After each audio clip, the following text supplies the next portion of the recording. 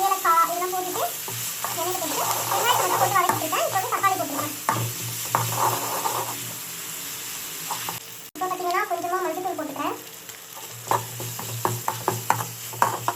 இப்போ வந்து இஞ்சி பூண்டு பேஸ்ட் போட போகிறேன். ஆக்சுவலாக அந்த கடையில் அவங்க இஞ்சி பூண்டு பேஸ்ட்லாம் நம்ம யூஸே பண்ணக்கூடாது. அது எல்லாமே வந்து இஞ்சியெல்லாம் வந்து தோலோட சேர்ப்பாங்க, பூண்டெல்லாம் வந்து தோலோட சேர்ப்பாங்கன்னு சொல்லுவாங்க. நான் யூஸ் பண்ண மாட்டேன். பட் ஆனால் இங்கே நம்ம திடீர்னு எனக்கு சாப்பிடணும்னு ஆசை வந்ததுனால எமர்ஜென்சிக்கு நான் அப்படியே வாங்கிட்டேன். ஏன்னா அவங்களுக்கு அஞ்சாக இருக்காது.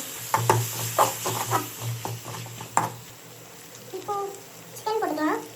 1/2 kg சிக்கனை கழுவி வச்சுருக்கேன். நல்லா ஃப்ரெஷ்ஷாக கழுவிட்டு போடணும். அக்கா இப்போ கழுவுனாங்க, நீங்களாம் கழுவிட்டு போங்க. இப்போ மிளகாய்த்தூள், குழம்பு மிளகாய்த்தூள் போட்டுக்கணும். கொஞ்சமாக போட்டுக்கிறேன்.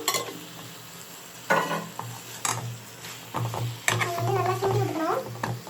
கிண்ட முடியலன்னா தண்ணி ஊற்றி கிண்டிக்கலாம்.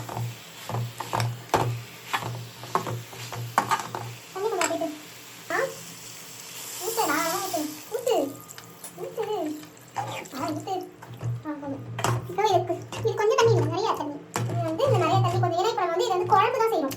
நம்ம வந்து தொக்கு செஞ்சோம்னா கொஞ்சமாக தண்ணி ஊற்றி சுண்ட வைக்கலாம். ஆனால் இப்போ நம்ம குழம்பு செய்யறதுனால இன்னும் கூட நம்ம வந்து தண்ணி ஊற்றிக்கலாம். இப்போ இன்னும் தண்ணி ஊற்றலாம். அடுத்தது உப்பு போட்டுக்கலாம். கல்லுப்பு யூஸ் பண்ணால் உடம்புக்கு நல்லது. நம்ம கல்லுப்பு யூஸ் பண்ணிப்போம். அடுத்தது இப்போ நம்ம வந்து தேங்காய், முந்திரி, கசகசா இது எல்லாத்தையும் அரைச்சி ஊற்றணும். இப்போ பார்த்தீங்கன்னா நான் கஷ்டப்பட்டு தேங்காய் துருவிட்டு இருக்கேன். இது வந்து ரொம்ப ரொம்ப கஷ்டம். இப்போலாம் நான் வந்து நானே என்ன பண்ணுவேன், தேங்காய் வந்து கத்தியில் கட் பண்ணி அப்படியே அரைச்சி போட்டுருவேன். பட் ஆனால் ஒரு யூடியூப் வீடியோலாம் பார்த்து அந்த தேங்காய் அந்த அப்படி பண்ணக்கூடாது, அந்த கருப்பு கலர்லாம் வரக்கூடாதுன்னு சொல்லிட்டு ஒரு வீடியோவில் பார்த்தேன். அதனால தான் கஷ்டப்பட்டு நான் துருவிட்டு இருக்கேன். இப்போ பார்த்தீங்கன்னா நல்லா கொதி வந்துருச்சு. இன்னும் நான் பாதி மூடி தான் திருவி முடிச்சிருக்கேன். இன்னும் நிறையா திரும்ப வேண்டியது இருக்குது. இன்னும் எவ்வளோ நிறைய திருவின்னு எனக்கு தெரியல. தேங்காயும் முந்திரியும் போட்டிருக்கேன். இப்போ இதை வந்து நல்லா தண்ணி ஊற்றி டேஸ்ட்டாக அரைப்பேன். சரி, விழுதை இதில் போட போகலாம்.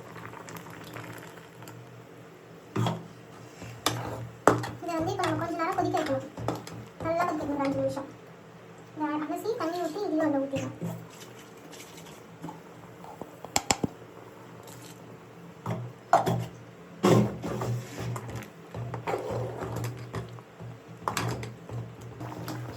நல்லா கொதி வந்துருச்சு கைஸ்.